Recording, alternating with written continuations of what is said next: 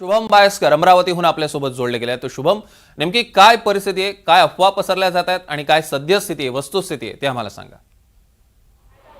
सौरभ, काल अमरावतीच्या बहुतांश पेट्रोल पंपावर मोठ्या प्रमाणात पेट्रोल आणि डिझेल भरण्यासाठी नागरिकांनी गर्दी केलेली होती। त्यानंतर आज अमरावतीच्या पेट्रोलचा आणि डिझेलचा पुरवठा जो आहे तो सुरळीत नसल्यानं काही ठिकाणी पेट्रोलची विक्री बंद केलेली आहे। मी सध्या अमरावतीतल्या पंचवटी इथल्या पेट्रोल पंपावर आहे।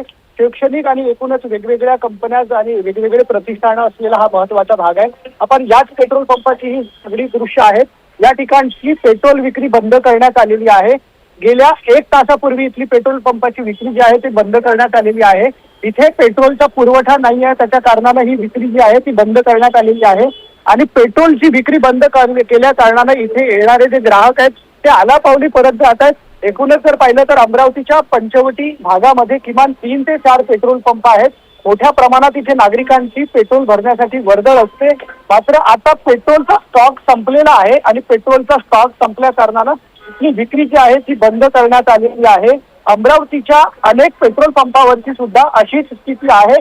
सध्या काही ठिकाणी स्टॉक उपलब्ध आहे, मात्र स्टॉक इथल्या संपल्यावर सुद्धा तिथली विक्री जी आहे ते बंद केली जाणार असल्याची माहिती आहे।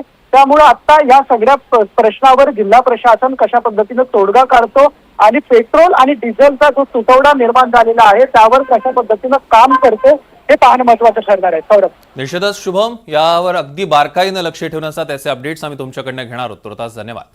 आणि याच सगळ्या संदर्भात आपण थेट चर्चा